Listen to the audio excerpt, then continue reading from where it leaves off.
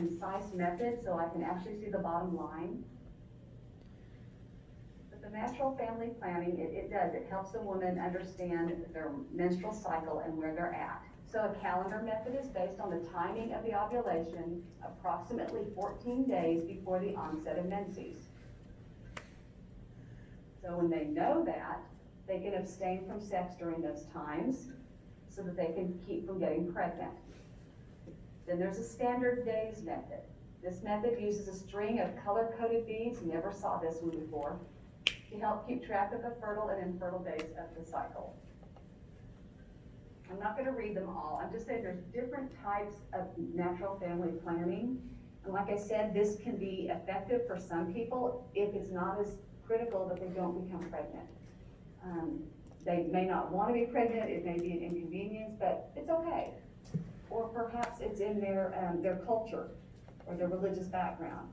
They don't want to use these other methods. So we just want to make sure that they understand. Abstinence. Abstinence is the sure way to not get pregnant or an STD. But you have to be very, very committed.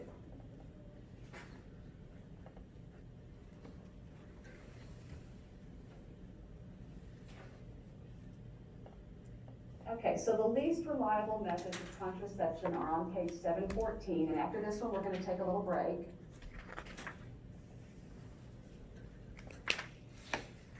Lactational amenorrhea. That just means that you, when you're breastfeeding, a lot of times you don't have a period, but that doesn't mean you're not ovulating. It may not be aware or, anyway. It says that women who breastfeed fully with no supplementary feedings may avoid ovulation and resumption of menstrual cycles. However, if you supplement with formula or solid food, it decreases the frequency and the duration of the breastfeeding. So it may not be as effective for you if you're just following that one. And the other one underneath there is coitus interruptus. That is also called the withdrawal method. That's why in the act of sex, the penis is removed before the sperm is ejaculated. That takes a lot of timing on the man's part.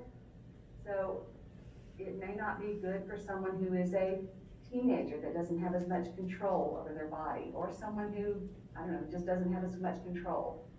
But even pre-ejaculate semen can contain sperm, so it's not as effective. So you've looked at all of these. We're going to go through and look at the nursing process, and then after we get back from our break, we have a case study we're going to work through. Actually, no, we're going to take a break now. So take a break from 9:40 to 9:50, and then we're going to work through a case study.